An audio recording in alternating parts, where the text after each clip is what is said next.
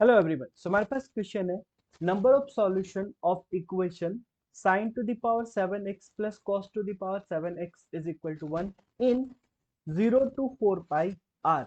Options आपको दिए हैं 5, 6, 7 या नन। ठीक है ना।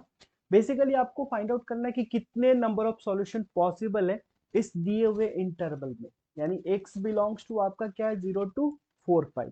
ठीक है ना। कैसे सॉल्व करेंगे आइए समझते हैं।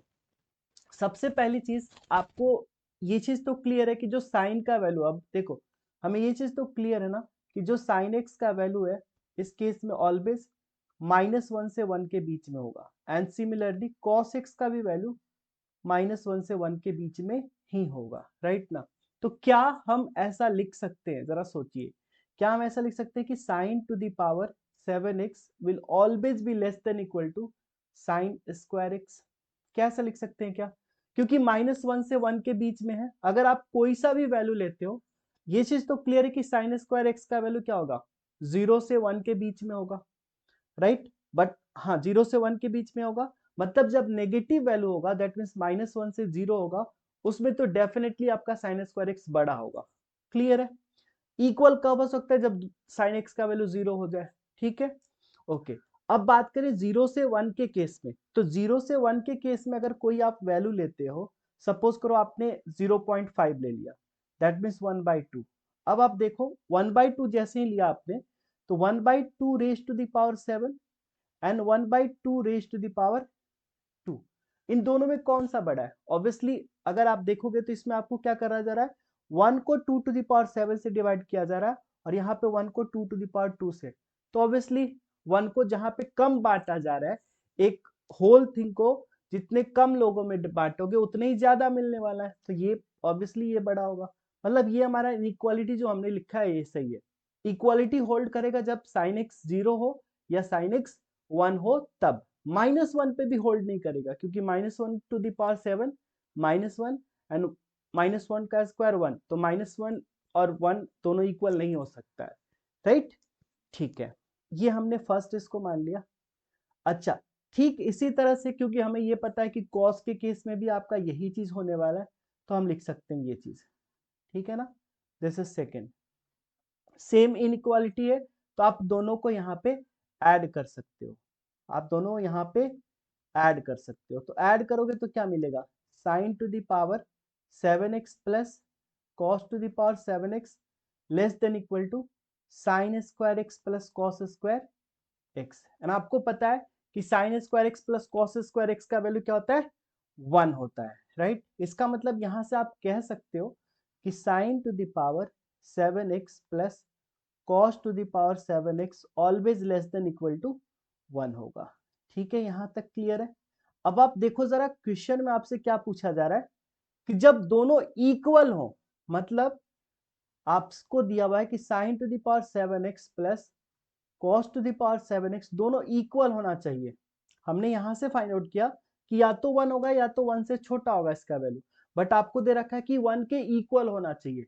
तो इक्वल कब होगा? अभी हमने बताया कि ये इक्वल तभी पॉसिबल है जब साइन एक्स का वैल्यू 0 हो या फिर साइन एक्स का वैल्यू 1 हो, राइट। इक्वल कब पॉसिबल होगा? जब साइन एक्स का वैल्यू या तो 0 होगा या फिर साइन एक्स का वैल्यू 1 होगा। क्लियर है। जब साइन एक्स का वैल्यू 1 होगा उस टाइम कॉस एक्स का वैल्यू क्या होना चाहिए? जब साइन एक्स 0 होगा उस टाइम कॉस एक्स का वैल्यू 1, जब साइन एक्स 1 होगा उस टाइम कॉस एक्स का वैल्यू क्या होना चाहिए? 0। तभी तो ये पॉसिबल है ना। अब ये कब कब पॉसिबल है अब जरा देख लो। अब 0 से साइन एक्स अगर 0 ले रहे हो, पहली चीज साइन एक्स अगर 0 ले रहे हो, है ना, तो साइन एक्स 0 कब कब पॉसिबल है? 0 से 4 पाई के बीच में आप देख लो, 0 से 4 पाई के बीच में, वहां पे देखना आपका साइन एक्स 0 एंड ये भी ध्यान रखना है cos x 1 होना चाहिए। साइन एक्स 0 होना चाहिए बट cos x क्या होना चाहिए, 1 होना चाहिए। दोनों चीज आपको ध्यान रखना है, दोनों साथ में होना चाहिए, है ना। तो साइन एक्स 0, अगर साइन एक्स 0 की बात करें तो साइन एक्स 0 कब हो सकता है? तो ऑब्वियसली 0 पे x इज इक्वल टू 0 पे, पाई पे, 2 पाई पे, 3 पाई पे, 4 पाई पे। बट cos x 1 भी चाहिए आपको, तो cos x 1 कब पॉसिबल होगा? जब 0 हो, जब 2 पाई हो, जब 4 पाई हो। मतलब ये दोनों चीज एक साथ कब होगा, जब x का वैल्यू 0 हो, 2 पाई हो एंड 4 पाई हो। करेक्ट है।